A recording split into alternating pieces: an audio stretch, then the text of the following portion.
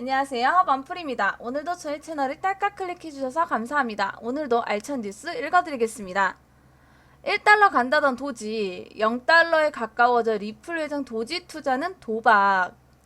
인기 암호화폐 도지코인은 지난 며칠간 0.20달러 지지선 위에서 횡보흐름을 지속하고 있다. 최근 비트코인이 8일 연속 상승세를 기록하면서 투자 심리가 회복되고 있는 가운데 도지코인은 별다른 가격 변동을 보이지 않고 있다. 도지의 가격은 지난 7일간 5%가량 상승했다. 하지만 최고가 대비 74%가량 하락한 도지코인이 커뮤니티가 원하는 1달러에 다가가기 위해서는 현재 상황에서는 기적이 필요해 보인다. 하지만 요즘 도지코인은 1달러보다 0달러 쪽에 가까워져 있다.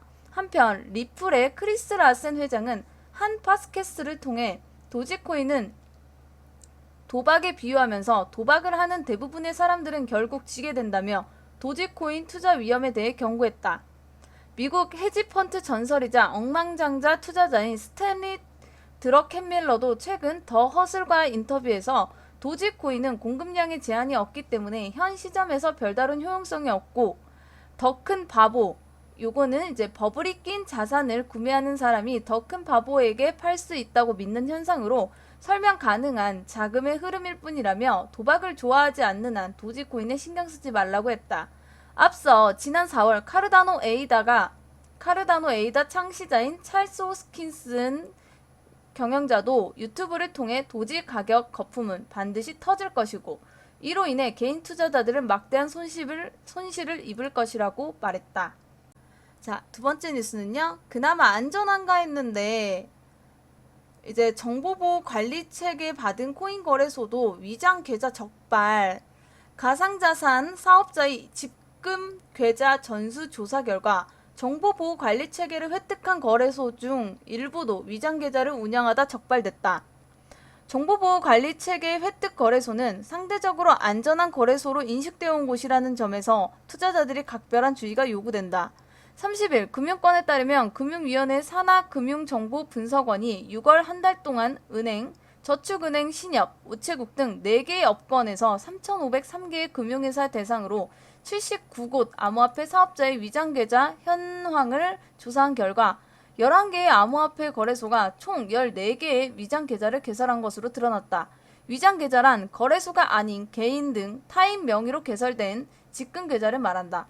거래소가 갑자기 문을 닫아도 차명인 만큼 추적이 어렵다. FIU는 위장 계좌를 개설한 코인 거래소는 먹튀 가능성이 높다고 보고 그간 금융권과 전수 조사를 벌여왔다. 주목할 점은 이번에 적발된 거래소 중 비교적 안전한 거래소로 분류됐던 정보보호관리체계 인증 획득 업체와 인증을 받기 위한 절차를 밟고 있는 업체 두세 곳이 포함됐다는 사실이다. 정보보호관리체계는 개정 특정 거래금융법상 암호화폐 사업자 신고 요건 중 하나다. 계속해서 사업할 의지가 있다면 반드시 취득해야 해. 그간 금융권에서 정보보호관리체계 획득 여부를 거래를 해도 안전한 거래소인지 판단할 근거로 봤다. 반면 위장계좌를 개설한 업체들은 정보보호관리체계조차 취득하지 않은 영세 업체라 추측해왔다. 과학기술정보통신부에 따르면 29일 기준 정보보호관리체계를 획득한 암호화폐 거래소는 모두 20곳으로 대형 거래소들을 비롯해 이름이 잘 알려진 중소규모의 거래소들이 포함되어 있다. 위장계좌를 개설한 업체는 사업자 신고 수리 가능성이 낮은 만큼 투자자 입장에선 위험도가 낮은 거래소로 보유한 자산을 옮길 필요가 있다. 위장계좌 개설은 금융실명법 위반 소지가 있기 때문에 FIU는 수사기관에 의심거래 등 관련 자료를 제공한 것으로 전해졌다. 개정 특근법상 암호화폐 사업자 신고 요건 중엔 대표 임원이 특정금융정보법, 범죄수익은닉규제법, 금융 관련 법령 등 위반이 없을 것을 등 포함해 되어 있다. 금융위 관계자는 위장 계좌를 개설했다는 사실 자체만으로도 금융실명법 위반은 아니지만 조사 결과 자금 세탁 범죄와 연관이 있다면 형사 고발을 할 수 있다며 수사기관의 의심거래 등 관련 자료가 제공된 만큼 이상이 있다면 수사를 받을 수 있다고 말했다. 이번에 적발된 거래소가 또다시 위장 계좌를 개설할 가능성도 배제할 수 없다. 금융당국은 위장 계좌를 개설한 업체에 대한 정보를 수사기관에 전달만 할 뿐 직접적으로 제재할 권한은 없다. 문제는 투자자가 어느 거래소가 위장 계좌를 개설했는지 직관적으로 알아채기 어렵다는 점이다. 금융당국은 현행법상 어느 거래소가 위장 계좌를 개설했는지 밝힐 수 없다는 입장이다.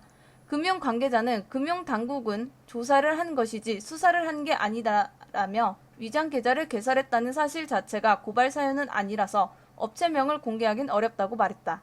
결국 투자자 스스로 위장 계좌를 개설한 업체를 가늠하는 수밖에는 방법이 없다는 상황이다.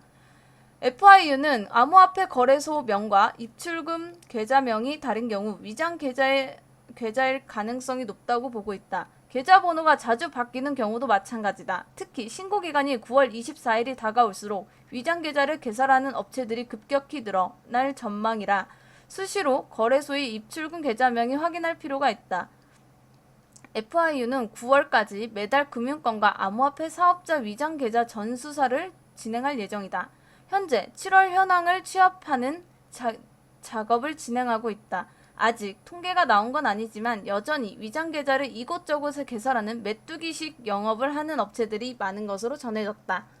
자, 제가 준비한 뉴스는 여기까지고요. 좋아요와 구독 한 번씩만 눌러주시면 감사하겠습니다.